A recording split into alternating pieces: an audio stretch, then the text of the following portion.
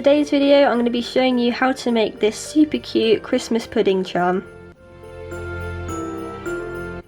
So first up, you want to take some dark brown clay and make sure you condition it, and that just means by warming it up, just squeezing it in your hands for a while just so it's nice and mouldable and so it won't crack in the oven as easily. Then you want to roll it into a ball, and it doesn't really matter what size this is. I'm going from the one that I made earlier, which is this size, so roughly about the same. This is my last piece of brown clay, so I thought I might as well use it up for a video, and everyone was requesting me to make some more Christmas videos, so there we go. And now you just need to texture it, and to texture it you need a tin foil ball or just a little piece of tin foil. I've been using this, but today I thought I might try out a bigger one, and all you have to do is literally just tap it against it until you get a nice texture. And if I try and zoom in, you can kind of see it's like it's less fake, it doesn't look as plasticky, so it looks a bit more realistic. So you just want to keep doing this until you have a nice texture all over. Then we're going to move on to our next colour.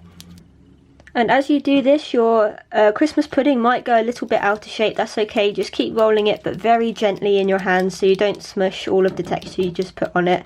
Just be very gentle at this point, there's no need to smash it in. Just nice and gently around with it.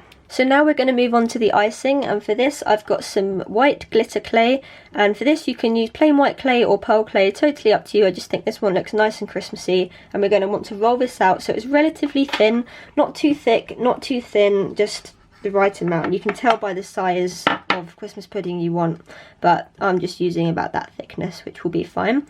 And to cut this out, I'm using a star cutter. They're relatively cheap and you can pick them up from most craft stores, and it just makes it a lot easier than doing it with a knife. You can do it with a knife, but it might not look as neat.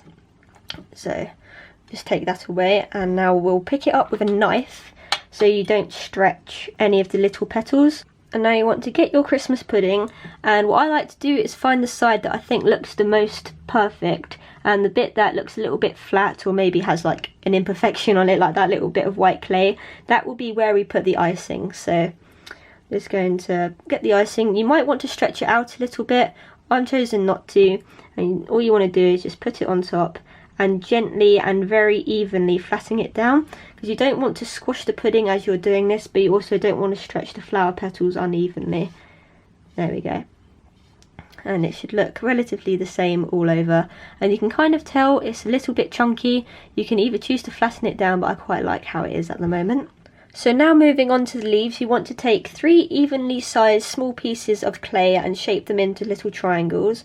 And to do this, I like to flatten it on the table and then pick it up and pinch one end with my thumb and finger while flattening that one at the same time, so you kind of have your fingers twisted, and just keep doing that and flattening it as you go until you think it looks like a leaf, and repeat that for the other 2 leaves as well. When you're done, your leaves should look like this, slightly pointed at one end a little bit bigger than the other and still quite thin. Now for the berries, you want to take some red clay and just shape it in your fingers to form 3 small little berries, and they can be whatever size you want, as I said, depending how big your Christmas pudding is. And then we're going to go ahead and stick those on. You want them in a little triangle shape, and then you can put the leaves on, and then you can kind of mould it all together just so it looks a little bit better.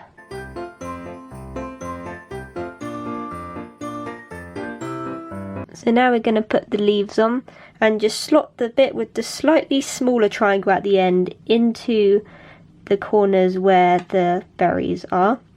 And you want to do that for all 3 sides.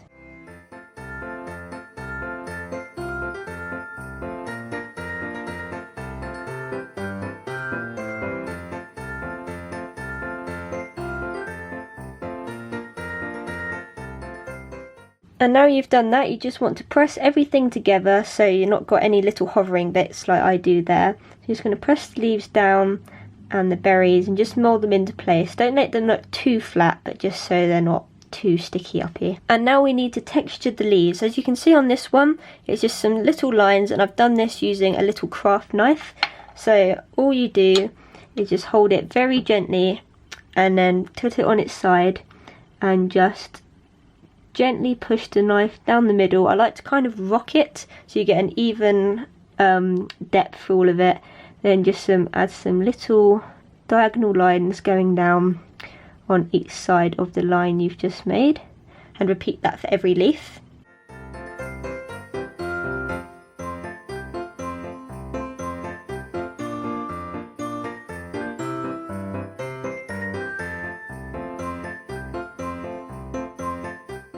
And now you could leave your Christmas pudding here at this point if you just want it as a little ornament or to put on a table or something, but I'm going to turn this one into a charm.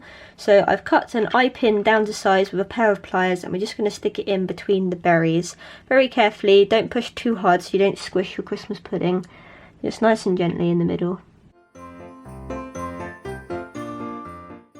Now you have the eye pin in, it's time to bake your charm. So do this according to your package's instructions, because all different brands have different times, but mine personally goes in for the oven for half an hour on gas mark 1, and afterwards, when it's cooked and cooled, I'm going to be putting in like a little keyring so you can attach it to a bag or a pencil case. So now your charm is baked and completely cool, it's time to glue in the eye pin. So for this, I'm just going to take a pair of pliers, just to make it a little bit easier to grip onto and take out. Then I'm going to dip this into some super glue and then glue it back in. And it doesn't take much super glue, you really don't have to very much, little amount will do. And try and get it back in the same way it was, because one end might have made a little dent in the clay. There we go. Now the super glue has dried, it's time to add a little ring. So to do this, I'm just using some pliers with a special little tooth at the end, just to make it a little bit easier so it doesn't hurt your fingernails. And I'm just going to thread this through until it's all the way around, and then we can add the little clasp. There we go, now we need to add the clasp. And to do this, just open the ring again and thread the clasp through. And here's the finished charm.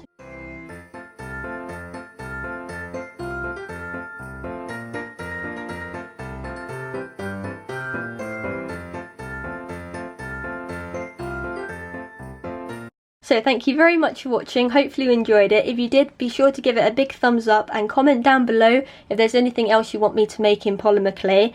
And stay tuned, because in the next polymer clay video I'm going to be showing you how to make this really cute little snowman. So yeah, if you want to keep up to date, be sure to follow me on Instagram at Waddler's Cabin, and I'll see you next time. Bye guys!